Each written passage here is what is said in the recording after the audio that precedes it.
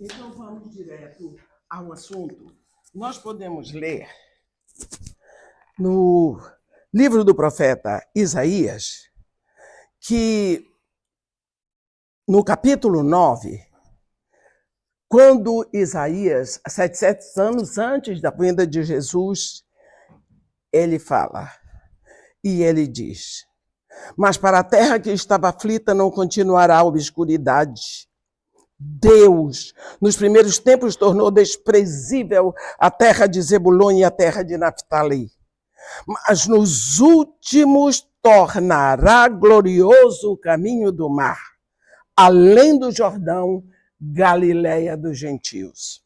O povo que andava em trevas viu grande luz, e aos que viviam na região da sombra da morte, resplandeceu-lhes a luz. Tens multiplicado este povo, a alegria lhe aumentaste. Alegram-se eles diante de ti, como se alegram na ceifa e como exultam quando repartem os despojos. Porque tu quebraste o jugo que pesava sobre eles, a vara que lhes feria os ombros e o cetro do seu opressor, como no dia dos midianitas. Porque toda bota com que anda o guerreiro no tumulto da batalha, e toda veste revolvida em sangue serão queimadas, servirão de pasto ao fogo. Porque um menino nos nasceu, um filho se nos deu, o governo está sobre os seus ombros, e o seu nome será Maravilhoso Conselheiro, Deus Forte, Pai da Eternidade, Príncipe da Paz. Para que se aumente o seu governo e venha a paz sem fim sobre o trono de Davi e sobre o seu reino, para o estabelecer e o firmar mediante o juízo e a justiça, desde agora e para sempre. O zelo do Senhor dos Exércitos fará isso. Profetizado para a Galileia, chamada Galileia dos gentios. Profetizada antes, e quando Jesus ressuscita, o anjo diz: vai, Madalena, avisa seus discípulos que ele já ressuscitou e ele já foi diante de vós para a Galileia dos gentios. Então, nós estamos no lugar profetizado desde o início, que era aqui que nós devíamos estar. A pessoa que nós vamos falar aqui é sobre Maria.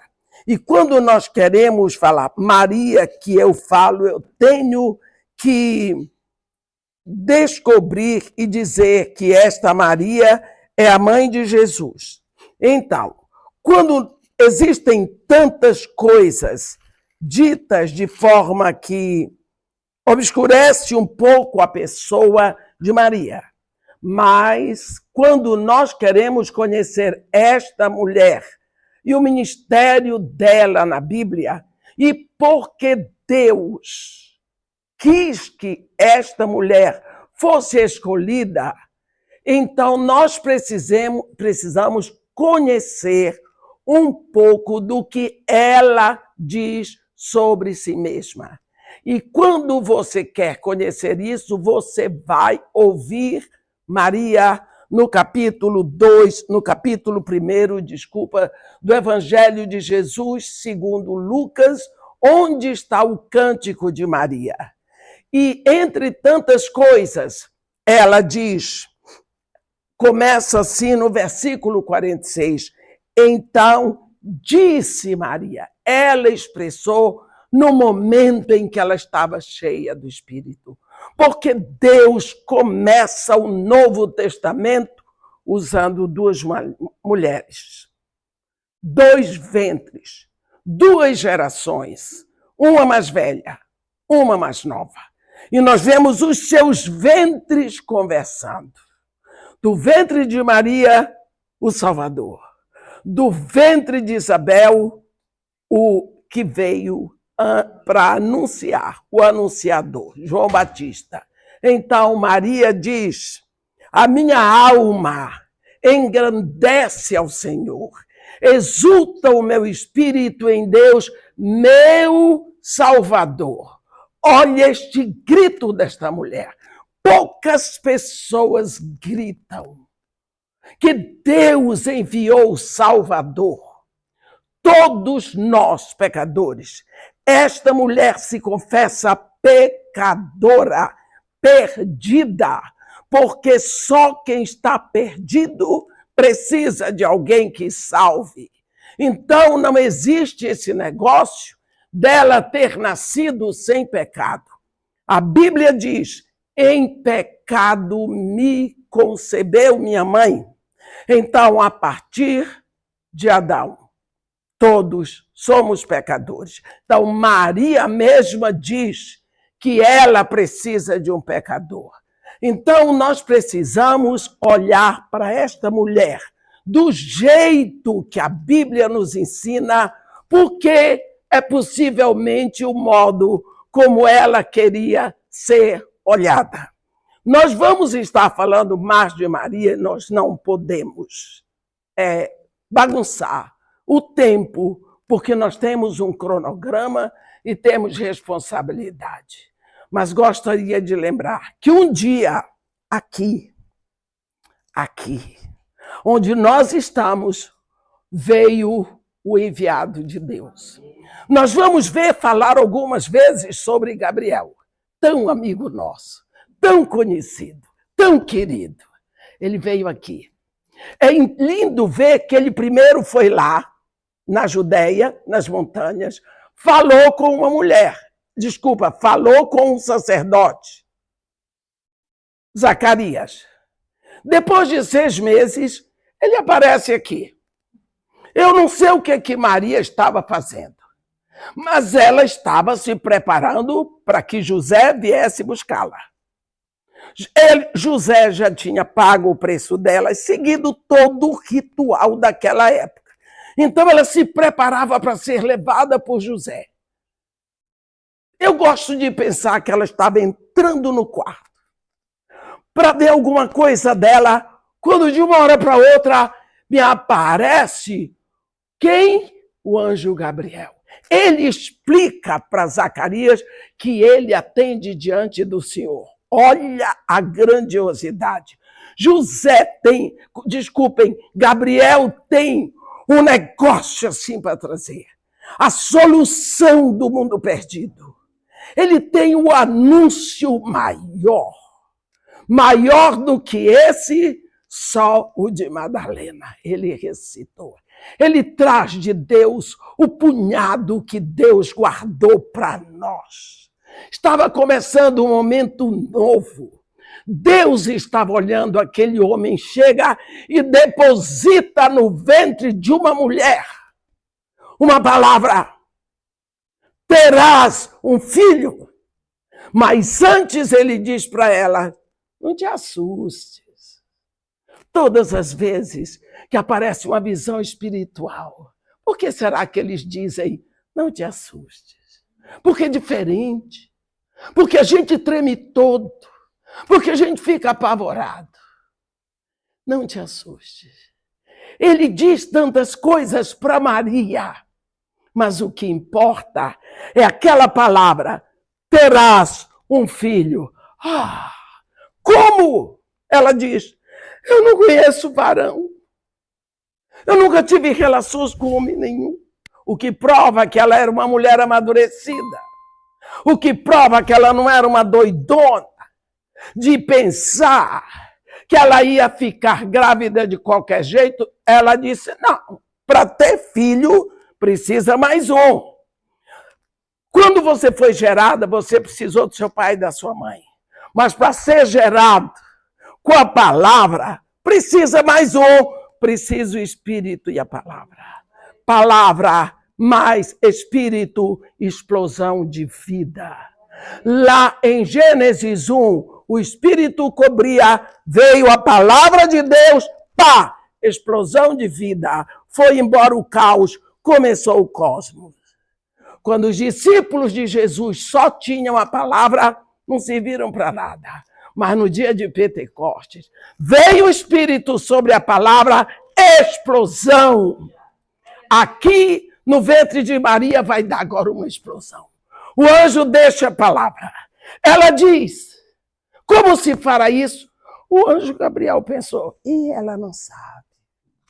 Ela não conhece a equação do Altíssimo. Qual é a equação do Altíssimo? Espírito mais palavra igual explosão de vida. Olhe bem que eu vou cobrar isso no final, porque você já tem o Espírito. Exploda, palavra para dentro. Quando ela diz isso, ele falou muitas coisas para ela e entregou um segredo. Ele deu como exemplo Isabel. Isabel, tu aparenta. Todo mundo dizia que ela era estéril. Está grávida, hein, Maria? Este é o 6º mês. Isabel estava escondendo, porque tinha vergonha de estar grávida depois de velha. Ele disse, este é o 6º mês para aquela que diziam que era estéril. Ela concebeu na sua velhice. Olhe bem, está escrito. Foi o anjo Gabriel que disse que Isabel era velha, não sou eu, só estou repetindo. Porque para Deus não há impossíveis. Tanto choque em cima de Maria. Isabel grávida. Um anjo aqui. Você, mãe do Salvador. Ela disse, eis aqui a serva do Senhor. Faça-se em mim segundo a sua palavra. Aí o Espírito Santo cobriu, pá! Explosão de vida no ventre dela. Jesus. Mas isso foi muita felicidade para ela. Mas o que ficou foi Isabel, velha, grávida, de 6 meses.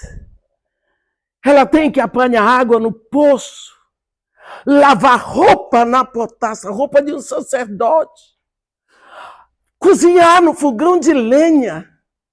6 meses de gravidez. Daqui para frente vai ser tão difícil. Maria, de modo algum, pensou, o que eu tenho no ventre é maior. Não. Ela pensou, eu posso ajudar. O gatilho da misericórdia explodiu naquele coração. Eu acho isso uma maravilha. O gatilho da misericórdia surgiu ali e ela disse, eu vou. Olha, subir para a Judeia não era como hoje. Nós vemos no ar-condicionado e tudo mais. Naquela época não havia asfalto. Nós podemos ver essa vila onde estava. Essa moça deve ter viajado de noite por causa do sol do mar da Galileia. Com certeza levou algum pão, um pouco de água e uma trouxa, porque não tinha Samsonite, nem mochila. E ela foi deixando as gotinhas do Tamir pelo caminho, porque ela não era de ferro. Lá vai esta mulher. E quando ela chega na casa de Zacarias, que ela entra, explosão de encontro. Isabel fica cheia do Espírito e diz, de onde me vem? Que me venha visitar a mãe do meu Senhor. Ele ainda não tinha nascido, mas Isabel, olha que mulheres, conhecedoras da história, cheias da esperança, viviam um propósito, gente descendente de Abraão. E Maria, e ela confessa, pois logo que me chegou aos ouvidos a voz da tua saudação, a criança dentro de mim saltou de alegria. Olha aqui esse encontro de gerações de mulheres. Deus está começando o Novo Testamento. Quem está anunciando? 2 mulheres. 2 mulheres. Uma velha e uma nova. Portanto, para de pensar que eu não posso anunciar. Maria Primeiro a explosão de Isabel. Eu vejo o vento de Isabel daqui e Jesus de lá. Quantos dias de gerado? Não sei. Mas Isabel tinha 6 meses.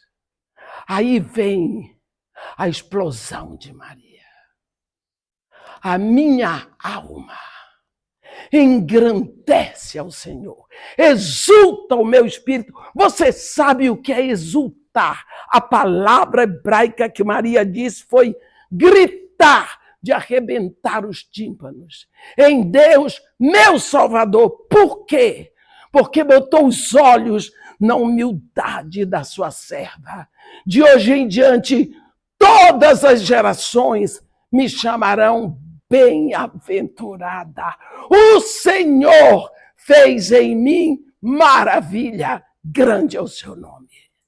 Ela sabia que dentro dela estava o maravilhoso conselheiro. Nós precisamos pensar em Maria como aquela mulher que tinha um conhecimento total das Escrituras, da lei e dos profetas. Nesse cântico de Maria, nós vamos ver ela falar da aliança. Nós não vamos poder falar dessa aliança, mas não podemos esquecer um princípio só de aliança. Nós vamos ver que quando Deus chamou Abraão em Ur, ele apontou na ferida de Abraão. Abraão não tinha filhos. Como? Não tem filhos. E aí? Estava com 75 anos, Deus diz, em ti e na tua descendência, benditas serão todas as famílias da terra.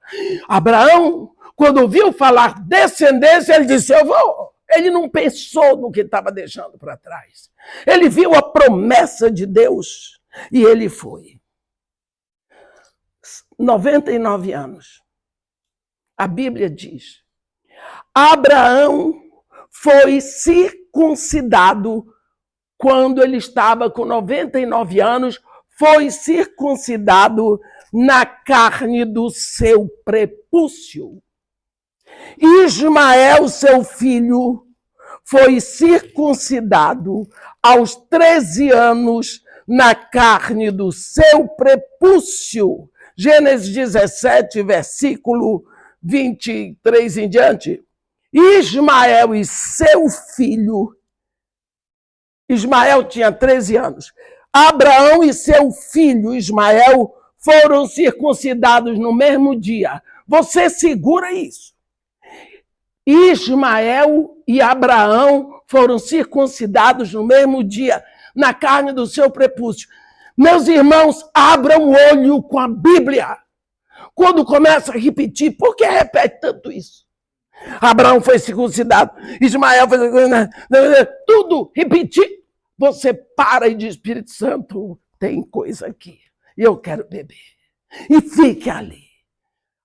Então, o que está escrito? Depois dos 99 anos, já vou. Depois dos 99 anos, quem é que ele gera? Isaac. Isaac é o filho da circuncisão. Ele só foi gerado por Abraão circuncidado. Quando Abraão gerou Ismael, não tinha circuncisão, e isso faz uma grande diferença. Isaac é o filho da circuncisão. Ismael, me desculpe, mas está escrito que não era. Então, nós precisamos ver Maria, referindo isso aqui, anunciando para nós. E nós vamos nadando nas águas dessa bênção, por isso ele nos trouxe aqui. Nós vamos continuar, mas até daqui a pouco. Um grande beijo. És o alfa e ômega, início e fim. És o ar que eu respiro, tudo pra mim tu és. Jesus, Tu és Jesus, és o Alfa e Ômega, início e fim, és o ar que eu respiro, tudo pra mim. Tu és Jesus, tu és Jesus.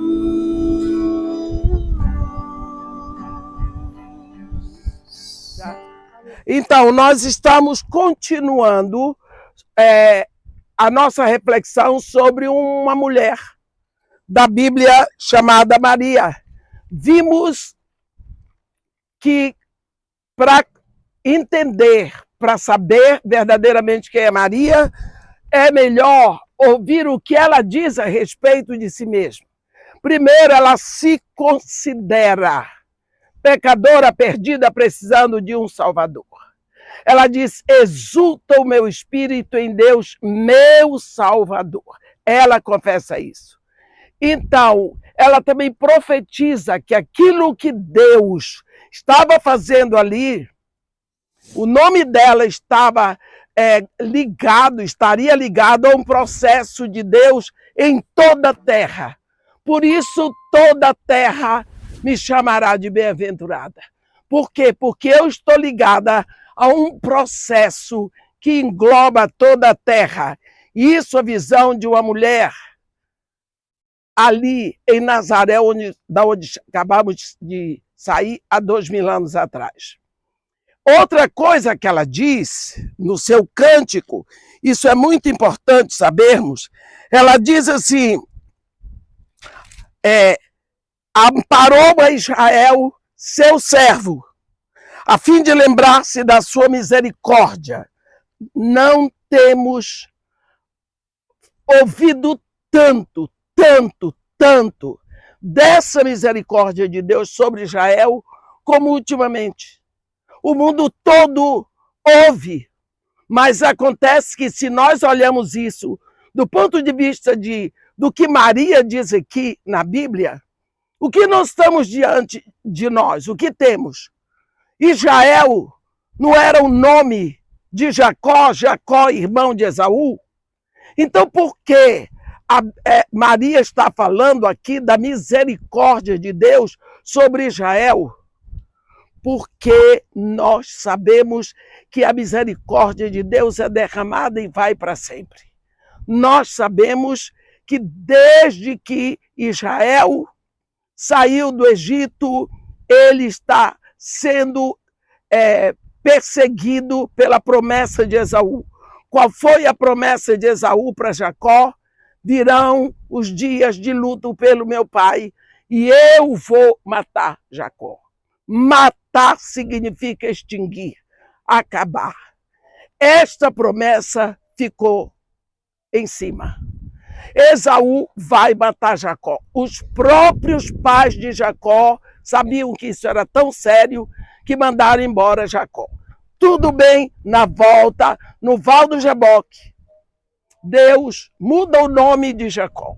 Jacó entra no Val, Jacó, e sai de lá Israel.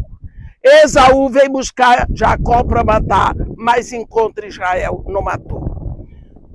A história vai e eles vão para o Egito. No Egito, Esaú não podia matar Jacó, não podia exterminar Israel. Mas logo que Israel sai do Egito, acaba de atravessar o Mar Vermelho, chegam em Mara, de Mara 3 dias a terra Fidim, chega lá, começa. A Amaleque, que ocupava toda aquela região, dali do Negueb até a península do Sinai. Quem é que habitava ali? Amaleque. Eram os amalequitas. Quem é Amaleque? Amaleque é o filho primogênito de Elifaz. Elifaz é o filho primogênito de Esaú. Então, a promessa de Esaú vai quem? Para a responsabilidade de Elifaz, e a responsabilidade de Elifaz dessa promessa vai para Amaleque.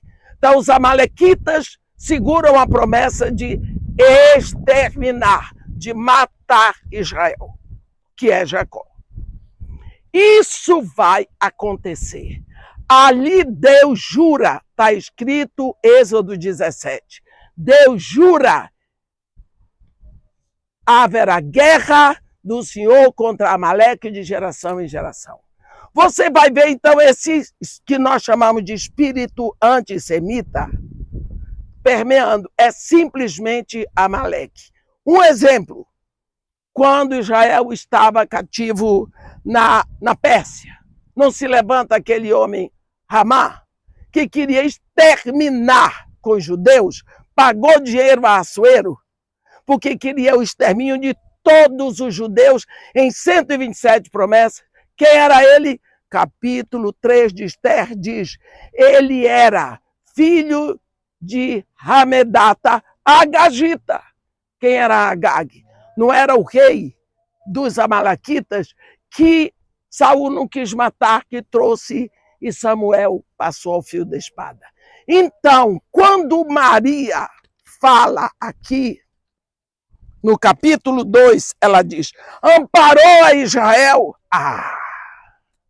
tem amparado e vai amparar sempre. Ela diz, amparou a Israel, seu servo, a fim de lembrar-se da sua misericórdia. Depois, ela menciona a favor de Abraão e sua descendência, para sempre, como prometer aos nossos pais. Nós falamos rápido da aliança. A aliança é a promessa de Deus para Israel.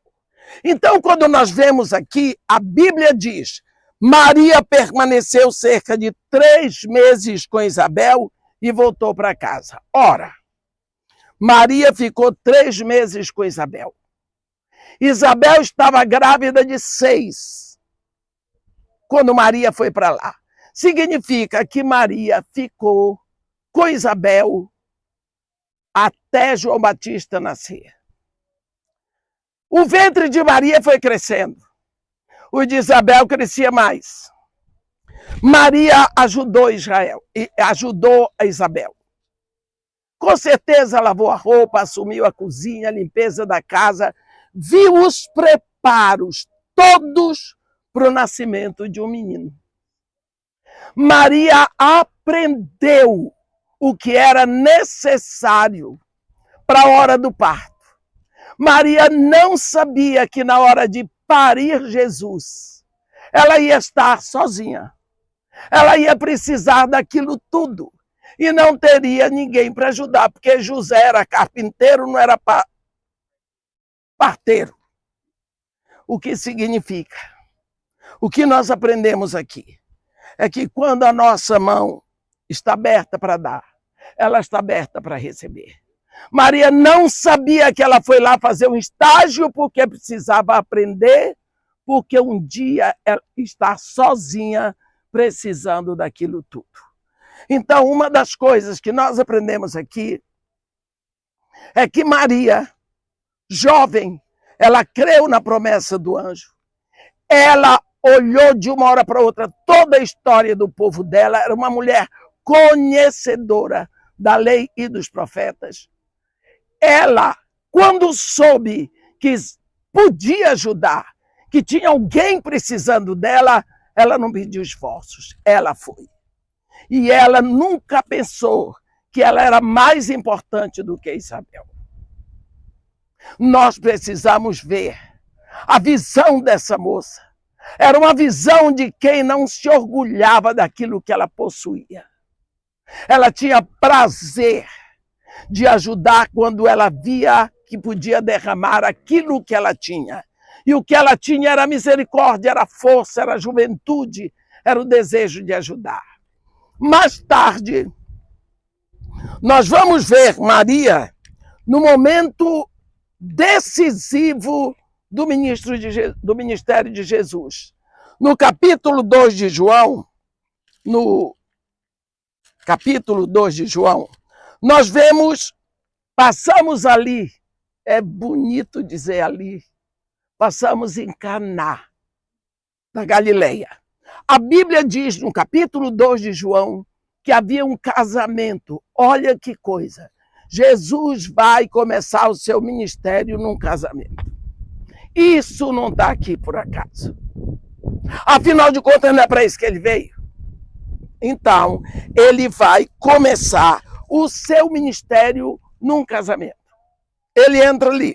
A Bíblia diz o seguinte: 3 dias depois, houve um casamento em Caná da Galileia, achando-se ali a mãe de Jesus. Olhe bem, que a narrativa entra primeiro em Maria. Jesus também foi convidado. Maria foi convidada primeiro, viu? Ele foi com seus discípulos para o casamento. Tendo acabado o vinho, a mãe de Jesus lhe disse: eles não têm mais vinho. Coisa de mãe. Vai falar para o filho: ele não tem mais vinho.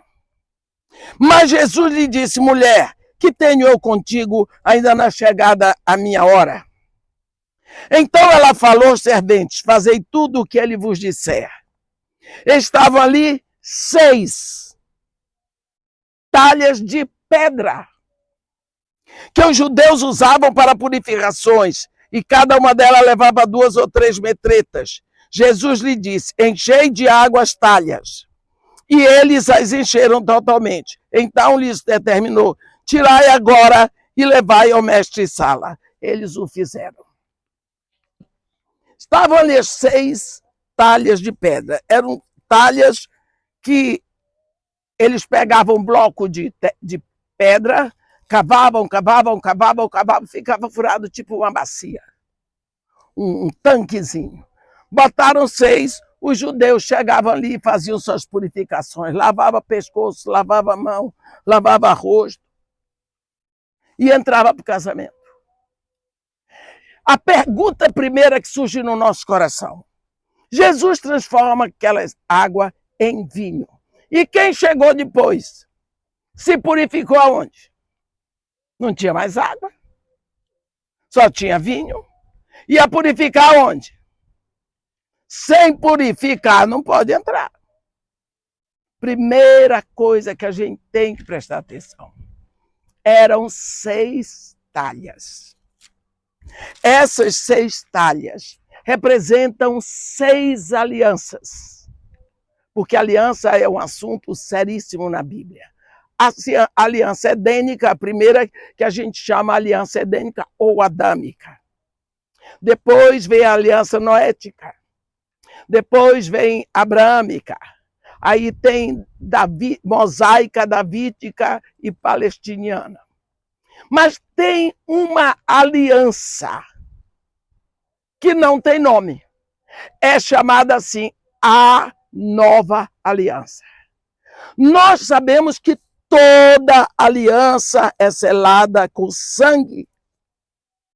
Quando o profeta Jeremias enuncia a Nova Aliança, no capítulo 31 de Jeremias, no versículo 31, ele diz: eis que vem dias, diz o Senhor, em que firmarei nova aliança com a casa de Judá e com a casa de Israel. Não vou dizer toda, porque o assunto aqui é Maria. Quando ele acaba de enunciar essa aliança é tão importante, Jeremias 31, 31, que o autor da carta aos Hebreus repete ela na íntegra, em Hebreus 8, 8. Quando ele acabou de anunciar, o povo dizia assim: Jeremias, qual é o sangue que vai selar a nova aliança? Ah, não sei. Deus não falou. Ah, Jeremias, desculpa, mas aliança sem selo de sangue não existe. Então, esse capítulo 31 ficou em suspenso. Lá, depois da última Páscoa de Jesus, quando ele desce para o Getsemane, ali na mesa da última Páscoa, ele toma aquela última taça, que é a taça do grande Halel, porque são 4 taças na Páscoa. A taça do grande Halel, ele diz: este é o cálice da nova aliança no meu sangue. Ele está dizendo para os discípulos: Sabe aquele negócio lá da Nova Aliança, do capítulo 31, que todo mundo diz que não tem validade porque não tem sangue? O sangue que sela esta aliança está correndo nas minhas veias agora. Porque ele sabia que em 24 horas ele estaria morto e sepultado. Agora vamos voltar para cá. Quem provia o vinho para o casamento era o noivo. O noivo era responsável pelo vinho. Era uma desonra para o noivo se faltasse vinho. Então, o vinho acabou. Tem alguns escritores que dizem é porque Jesus chegou logo com os discípulos todos. A mãe dele viu. Mãe observa essas coisas e disse, meu filho, você trouxe muito homem. Agora o vinho acabou. Mas Maria não ficou por aí, não. Quando ela viu, você viu que mulher observadora, atenta. Ela era uma viúva, uma mulher que geria a casa. E ele era o filho mais velho, ele estava começando o ministério. Ele tinha pouco parado com a provisão da casa através do trabalho braçal de carpinteiro. Ela disse para ele, porque ele era o protetor. Meu filho, acabou o vinho. Ele disse para ela, senhora, esse termo mulher para nós brasileiros modernos, às vezes é meio grosseiro, mas naquela época era de muito respeito. Senhora, eu não é chegada a minha hora. Não sou eu que vou prover o vinho. O vinho eu vou prover para o meu casamento, mas para esse aqui não é. Ela simplesmente entregou nas mãos dele o problema, a solução, e disse para os serventes, fazei tudo o que ele vos disser. Olhe bem as palavras dela. Fazei tudo o que ele vos disser. Lá, em Gênesis 41, 55, você vai encontrar uma coisa assim. Gênesis, na época de José com Faraó, versículo 55, sentindo toda a terra do Egito a fome, clamou o povo a Faraó por pão. Pão. O povo estava com fome e precisava de pão. E Faraó dizia a todos os egípcios, ide a José, o que ele vos disser, farei. Faraó estava dizendo que toda a provisão para a fome estava com José. Aqui, Maria está dizendo a mesma frase para os serventes, fazei tudo o que ele vos disser.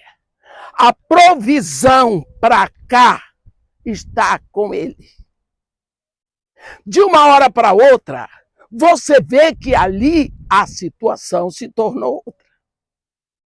A autoridade com que esta mulher começa a dar ordem no casamento não era dela, nem de filho dela, nem de ninguém, é diferente.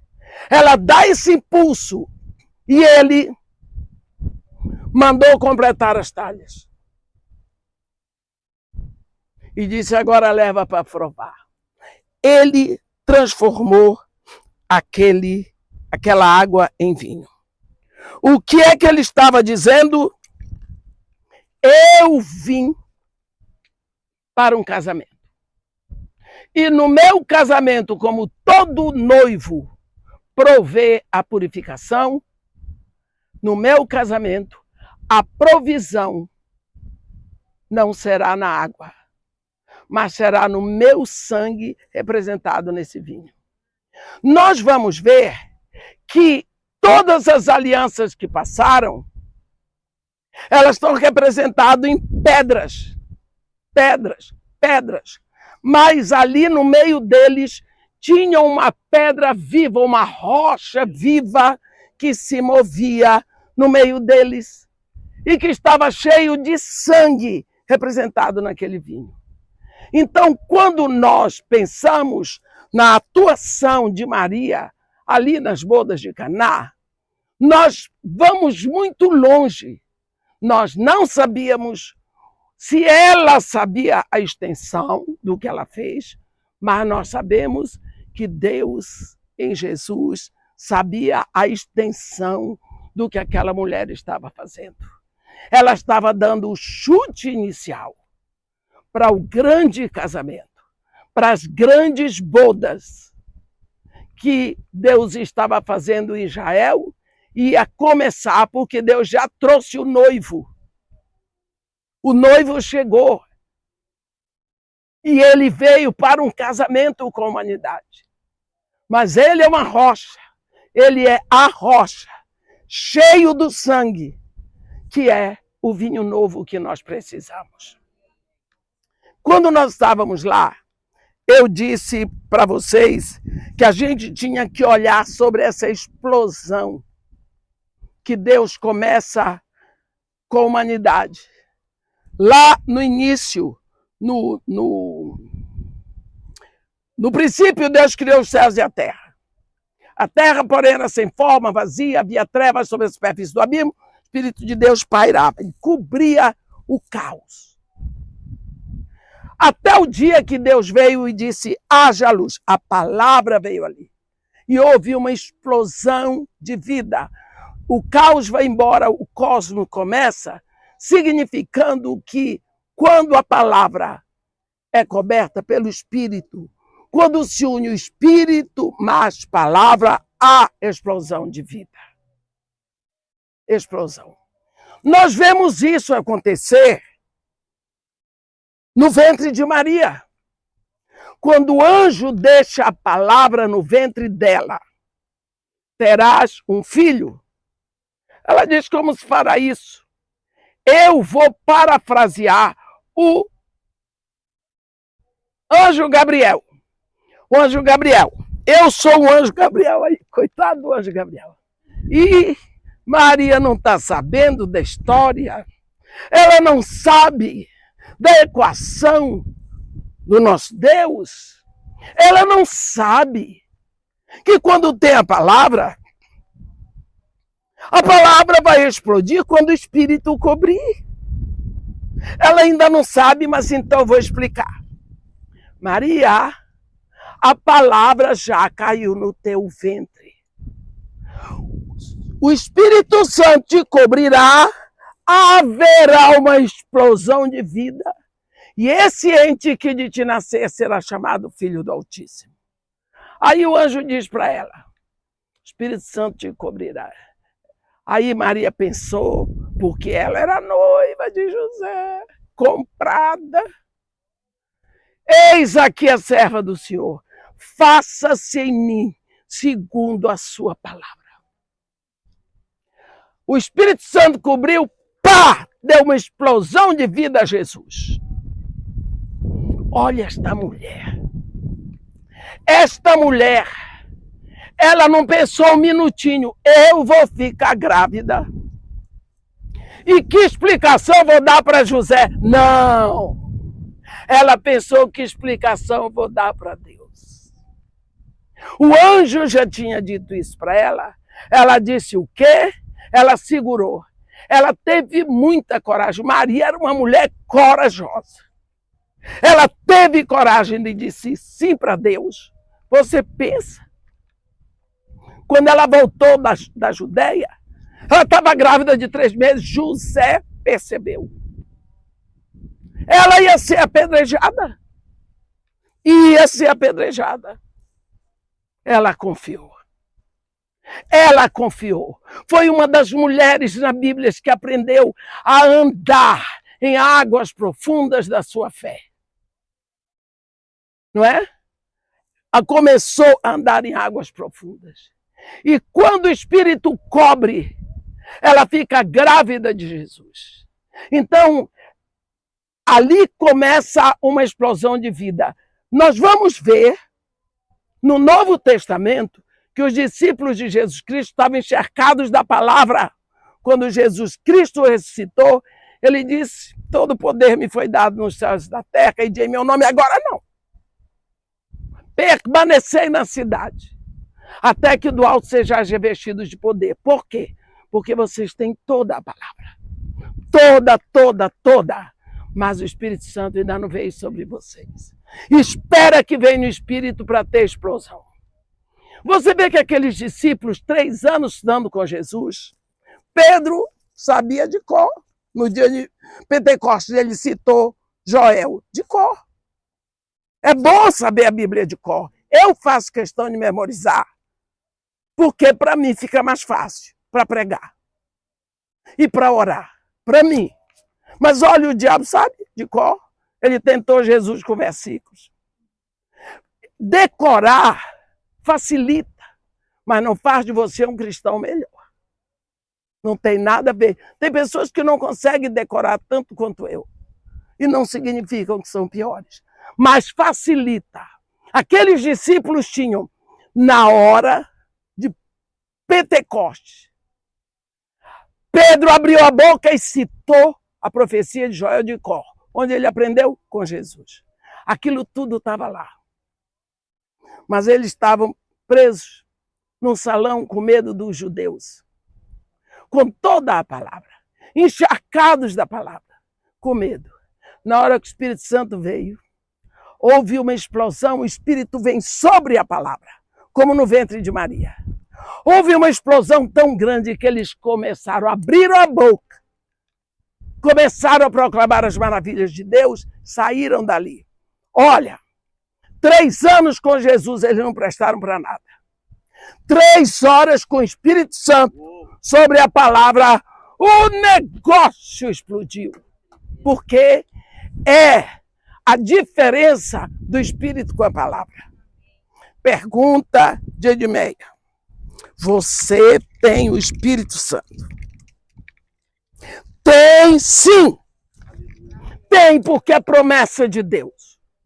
Porque a Bíblia diz, em quem vós também, tendo ouvido a palavra da verdade, o evangelho da vossa salvação, tendo nele também crido, fostes selados com o Espírito Santo da promessa. Ele é o penhor da nossa herança, até o resgate da sua propriedade, em louvor da sua glória. Na hora que você ouviu a palavra, você creu, você confessou Jesus como único Senhor, suficiente Salvador, muita coisa aconteceu. Você foi transportada do império das trevas para o reino do Filho do amor de Deus. Você foi feito filho de Deus. O seu nome está escrito no livro da vida do Cordeiro para a eternidade. O Espírito Santo lhe é dado. Você tem o Espírito. Agora, cadê a explosão? Precisa botar a palavra. É o combustível. Por isso Paulo diz, não apagueis o Espírito. Maria teve a palavra dentro de si. A explosão só aconteceu porque ela foi coberta pelo Espírito. Então, que você agora traga a palavra para você ser como no ventre de Maria, uma explosão de vida para a eternidade. Amém.